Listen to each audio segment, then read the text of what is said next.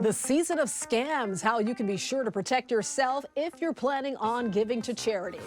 And on alert, the growing problem in one Southern California neighborhood and what people who live there want as a result. Hello, everyone. You're watching The Rundown. I'm Robin Winston. It's the season of giving, but also a time for scams. California Attorney General Rob Bonta is sharing tips on how to avoid charity scams. The Attorney General spoke at the Downtown Women's Center on Skid Row, urging everyone to do their research before donating to a charity. He says don't feel pressure to donate, be cautious of fake websites and emails, and never give out your Social Security number. These contributions are righteous and right. Do it. Give. Support. Reach out. Think about others and how we can make our communities better. I want you to donate in a way that gets your hard-earned resources to those who will use it for the intended means. While at the center Monday, Bonta was helping put meals together for those in need. Okay, it's time for an update on your forecast. We're checking in with meteorologist Belinda Leon, who's here with a chilly forecast. Hi, Robin. Well, we've got a big change in our forecast. First, I want to talk about those temperatures because we're going from 70s on Tuesday to 60s on Wednesday, almost a 10-degree drop. And those cool temperatures are going to last straight into the weekend. Now, here's what's causing those changes. We're going to have two systems that are going to be impacting us from Wednesday through Friday. And it's even going to bring a slight chance for some rain. Now, this is not going to be a huge rainmaker or snowmaker. It doesn't have a whole lot of moisture with it, but we will occasionally see some showers. Those of you that do get some rain, accumulations will be light, 1/10 of an inch to about 1/4 of an inch at best. So expect highs in the 60s, some breezy conditions, and some light snow above 6,000 feet. Be safe and bundle up. A drug trafficker linked to the son of Mexican cartel kingpin El Chapo has been shot and killed in Willowbrook. The shooting happened Thanksgiving Day in an industrial park following an all-night party. 3 people were shot and 2 were killed, including Eduardo Escobedo, nicknamed El Mago. We spoke to a drug trafficking expert who believes El Mago's death was an assassination. He was operating out of Los Angeles, was a major mover of product and also money for the Sinaloa cartel. It does seem to be a setback for the sons of Chapo Guzman. Investigators have not disclosed any motive for the killings. More hostages are expected to be released in the Israel-Hamas war. Israel and Hamas agreed to extend the temporary truce through Wednesday. It would allow for more aid to get into Gaza and the exchange of more prisoners and hostages. Monday, 11 Israeli women and children were freed by Hamas. This is video of a mother being reunited with her 2 daughters, 8 and 15-year-old. And we're hearing about what some of those hostages went through. One family member says they were moved constantly and never saw other hostages. Here's what she said about where they slept. On benches, on the floor, sometimes on mattress on the floor. The toilet, she told me that it was disaster. They ate a lot of rice and bread. So far, only one American has been released, Abigail Eden. She turned 4 while being held captive by Hamas. Both of her parents were killed during the ambush attack in Israel on October 7th. Burbank police are searching for the person responsible for drawing a swastika on the door of a Jewish temple in Burbank. Police identified the suspect as 32-year-old Clinton Dion on Saturday morning. Police got a call about vandalism at the Temple Emmanuel on Glen Oaks and Amherst Drive. Police say the suspect is responsible for a series of vandalism over the weekend. The graffiti has since been removed and is being investigated as a hate crime. A string of home break-ins in Lera Heights has neighbors on alert. They tell us they want more security in the area. Home surveillance video from November 3rd shows at least 3 alleged thieves running from a home while alarms are going off. The homeowner says he was out of town when he got a security alert and came home to find his glass door shattered. Another man told us a stranger approached his door before his house was broken into this month. He was like, "Oh, we noticed that you have fruit trees.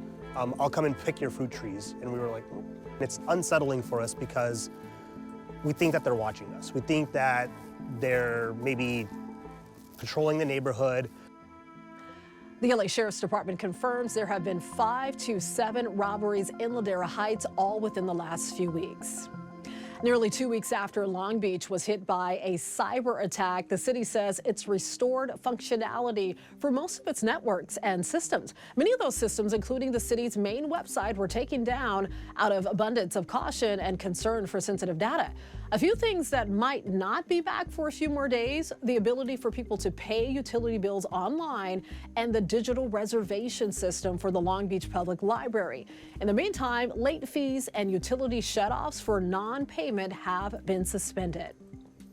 The LA City Council will consider adding amendments to the rent control ordinance it passed 2 weeks ago. The City Council had already decided to cap rent increases at 4% for most rent-controlled units across the city. Under the new amendments, property owners would not have to get permission from the city to increase rents as long as they are within the 4% range. The amendments would also create a provision that would protect rent limits even in the event of a legal challenge to the ordinance. As Lung Cancer Awareness Month comes to an end, the City of Hope Cancer Center in Orange County invited survivors to take part in the National White Ribbon Project. NBC4's Anastasia Olmos shares their message of hope and a plea for everyone to get lung cancer screenings. From the sky for a split moment Monday, you could spot people standing in the shape of a white ribbon. What is this ribbon? This ribbon is saying that regardless of how you got lung cancer, we got you. You matter. For former Rams linebacker Chris Draft, this day is more than just one of the last few in Lung Cancer Awareness Month. Today would have been my 12th anniversary of my wife Keisha. Keisha was diagnosed with lung cancer in December of 2010. She lost the battle 1 year later. Before that day, she asked, what if we don't get presents? What if we fight for the lung cancer community by asking our family and friends to give? And it's powerful. You know, so today it is a kind of the reminder of that. Draft survivors and doctors gathered at the City of Hope Orange County Lera Foundation Cancer Center to sign wooden white ribbons for those fighting the disease today. January 2021, I received a stage 4 lung cancer diagnosis that was so shocking and out of the clear blue sky. Costa Mesa mother Diane Miller spent the next year in disbelief and fear. And then I met Chris Draft, who brought me a ribbon from the White Ribbon Project. He gave her hope, and as she overcomes her diagnosis with state-of-the-art medicine, she now shares her hope to create awareness. It's got an unfair stigma attached to it. People, when they think of lung cancer, automatically think of smoking, which is not fair. And we feel like it impedes the early screenings. Many patients who don't have a smoking risk do get cancer, especially females. So no one's free from being considered. Their ask today is that everyone gets screened for the cancer and know you're never alone. If you have a connection with lung cancer, we have a ribbon for you. In Irvine, Anastasia Olmos, NBC4 News. In a season of giving, some UCLA students have already been giving to their fellow Bruins in need. This distribution center on campus is a place where students can find clothes, shoes, school supplies, and also toiletries. Always jam-packed. You see a ton of students come by with their containers ready to get some shampoo, conditioner, or just anything really that they need. Organizers say both students and the general public can donate to the center. Lightly used clothing is the most needed, especially dressy clothes that students can use for job interviews. And we want to remind you, NBC4 and Telemundo 52's annual Help for the Hungry campaign is underway. And you can help those in need over the holidays. Just scan that QR code right there or text the number on your screen to donate. It's very easy. You can also visit our website, NBCLA.com/help for the hungry. We can do it together. All right, also in the spirit of giving, the Marine Mammal Center in San Pedro is hoping a happy homecoming will inspire a lot of you out there to make a donation. Marine biologists are getting ready to release 3 rescued and rehabilitated sea lion pups back into the wild. They'll be let go in the sands of Cabrillo Beach in San Pedro. The pups were rescued during this summer's Domoic acid outbreak, which sickened thousands of sea lions up and down the Southern California coastline. And for this year's Giving Tuesday, an anonymous private donor has pledged to match every dollar donated to the Marine Mammal Care Center with an additional $3. How awesome is that? And that's up to a total of $75,000. Working together for the greater good. Well, after winning the CIF Southern Section Championship title on Saturday, the California School for the Deaf celebrated Monday with a parade. That's right, the team beat Faith Baptist Schools of Canoga Park. This is the second straight year the team won the championship. Students, coaches, teachers, and the community, they all came together to celebrate the big win. Oh my God, 2 years in a row, it's amazing. What a great young example these boys are for the community and for the school. 2 years in a row. We're so proud. This is so awesome. The team captured the Division I 8-man championship last year, which was the first section title in school history. Congratulations. All right, a festive celebration at the Music Center in downtown LA. The community gathered as LA County kicked off the holiday season with the annual tree lighting. Look at that. Some familiar faces were there, including our very own Melissa McGee. And she talked to people who were getting excited for the holidays.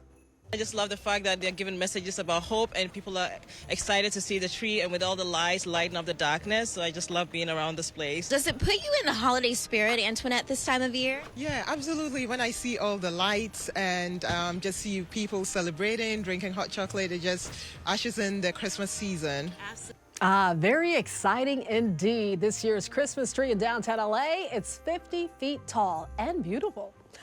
Are you more of a white elephant, gingerbread house making, or elf on the shelf type of family? Well, it turns out each state has its own tradition. So Google Trends finds Californians search white elephant gifts the most. And we're not alone. White elephant ranked #1 across the U.S. And then we have ugly Christmas sweaters that came in at #2. But there were some oddballs like hiding a pickle ornament. That was the top holiday search for Montana. I've never done that before. So the tradition is the first child to find the pickle ornament on the tree is said to receive good fortune in the new year and opens a gift first.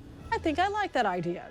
You can always get news and weather updates on the NBCLA app and our website, NBCLA.com. And be sure to tune into Today in LA on NBC4, weekdays 4 to 7 a.m. I'll be helping you get around with traffic reports throughout the morning. All right, I'll see you next time on The Rundown.